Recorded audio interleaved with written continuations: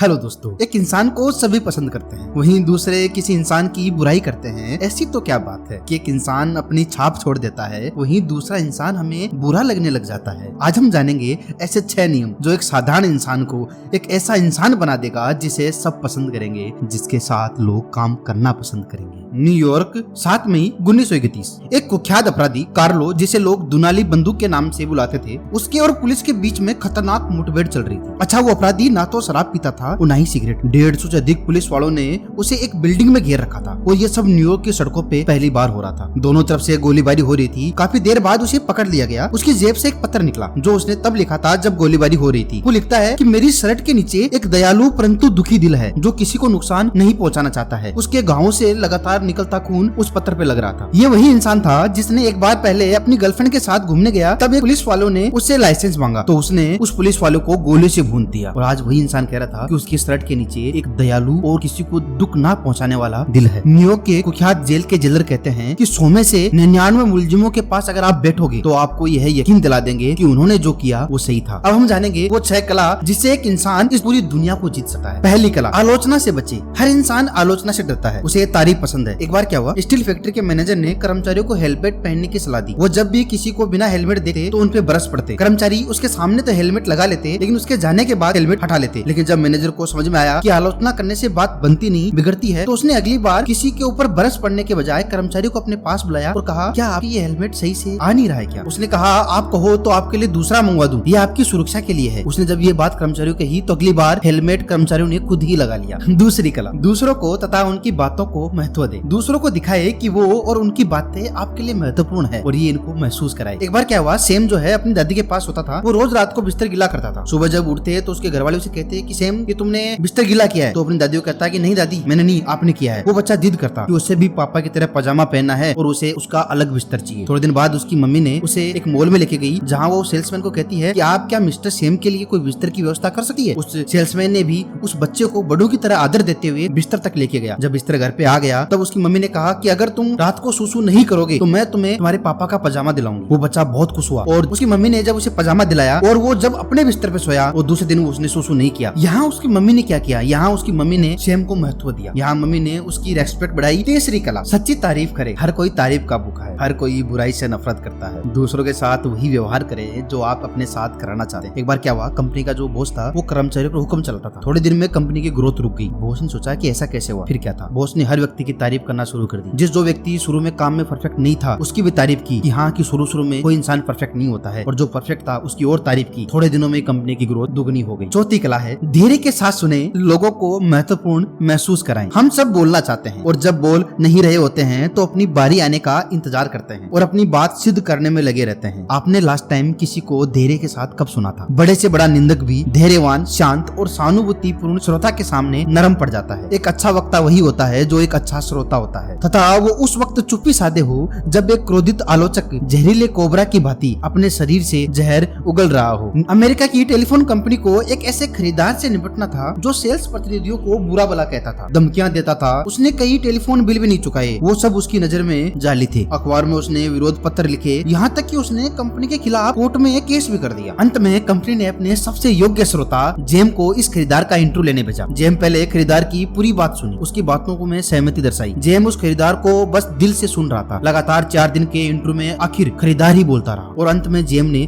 उस खरीदार को कंपनी के वीआईपी ग्रुप का हिस्सा बना लिया, जिसमें वो अकेला इंसान था, सिर्फ सुनने की कला की ताकत से। फिर उस खरीदार ने सारे बिल चुकाए और उसने अपना केस भी वापस ले लिया। छठवीं कला है, सहानुभूति दिखाए। आपको क्या लगता है वो खरीदार इतना भड़कीला क्यों था? हकीकत में वो खरीदार अपने आप को धर्म योद्धा मानता था। वो अपने हक की लड़ाई लड़ रहा था, लेकिन वास्तव में तो यह महत्व की लड़ाई थी। वो चिल्लाकर, विरोध करके, शिकायत करके वो अपने आप को महत्वपूर्ण साबित करना चाह रहा था, लेकिन जैसे ही जेम ने उसे महत्व दिया, सहानुभूति दिखाई, उसकी सारी शिकायतें गायब हो गई। अच्छे लोग अपना असर इसलिए छोड़ जाते हैं क्योंकि वो बातों को ध्यान से सुनते हैं। छठी कला है, गलतियां निकालने से पहले अच्छा ही बताओ। राष्ट्रपति कुलीन एक बार अपनी सेक्रेटरी की तारीफ कर रहे थे। कहा कि तुम आज बहुत सुंदर लग रही हो, तुमने ड्रेस भी बहुत अच्छी पहन रखी है। सेक्रेटरी शर्मा गई और उसने कभी ऐसा सोचा भी नहीं था कि राष्ट्रपति कुलीन उनकी प्रशंसा करेंगे। तभी कुलीन कहने लगे, ज्यादा खुशी से उछलो मत, मैं तुमको एक बात कहना चाहता हूँ कि तुमने इन पन्नों में विराम चिन्हों की बहुत सी गलतियां की है। मैं चाहता हूँ कि तुम इन्हें अगली बार सही करके लाओ। और हाँ, लेकिन तुम अच्छे तो फिर भी लग रहे हो। यहाँ राष्ट्रपति कुलीन ने क्या किया, सेक्रेटरी की गलती बताने से पहले